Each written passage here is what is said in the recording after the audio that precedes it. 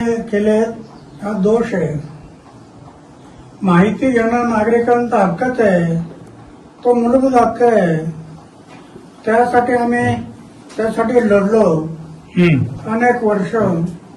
माहिती घेणं हा नागरिकांचा हक्क आहे, तो मालक आहे ना. आणि तुम्ही सर्व अधिकारी सेवक आहेत. मालकांना तुम्ही अशा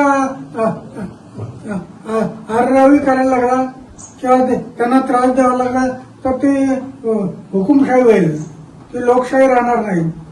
लोकशाहीला धोका आहे. म्हणून माहितीचा अधिकार हा मूलभूत हक्कच आहे. म्हणून आम्ही लढलो त्याच्यासाठी.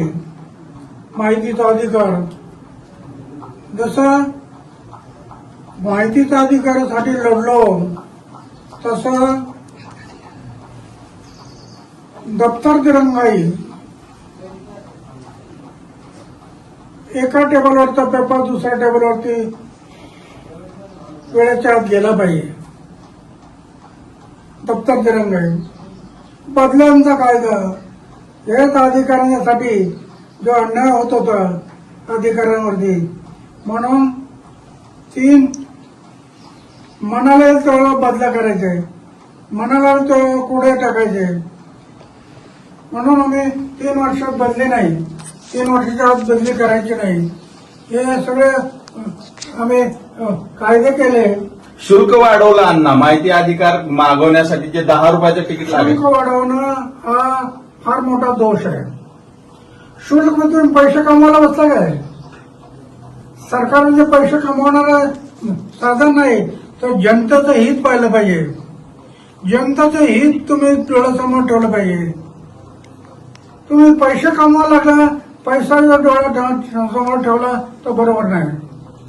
बरोबर. परत अपिलीय अधिकाऱ्याने आता ठरवायचंय की माहिती द्यायची का नाही, आणि ती किती दिवसात द्यायची हे सुद्धा ठरवणार आहे अपिलीय अधिकारी. हे नाही, माहितीचा अधिकार तुम्ही सरकारने नाही ठरवायचं. माहिती एकदा दिली,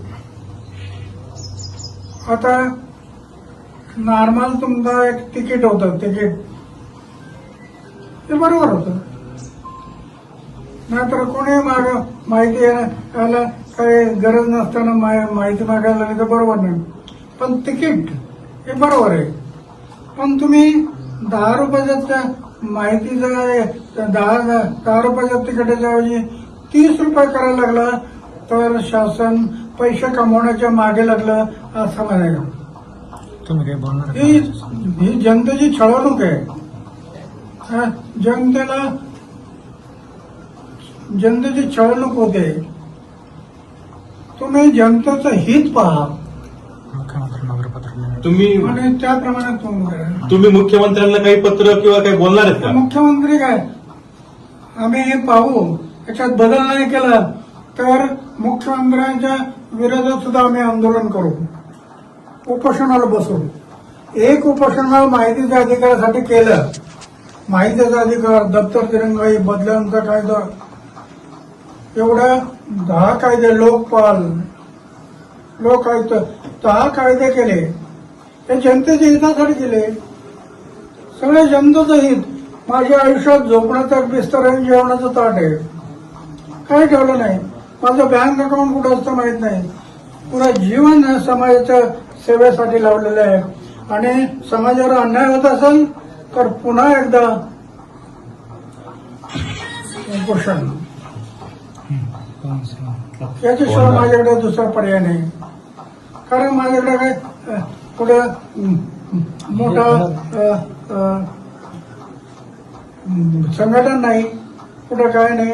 पण उपोषण हा माझा मार्ग आहे. आणि मी आतापर्यंत एवढे उपोषण करत आलो, त्याच्यातून 10 कायदे केले. आता पुन्हा एकदा वेळ पडली तर वयाच्या 90व्या वर्षी पुन्हा एकदा उपोषण करण्याची वेळ आली तरी मी मागे घेणार नाही. जनतेच्या हितासाठी मी जीवन अर्पण केलं ना. जगेल ते समाजासाठी, देशासाठी, आणि मरेल ते समाज आणि देशासाठी. ते व्रत घेतलं मी.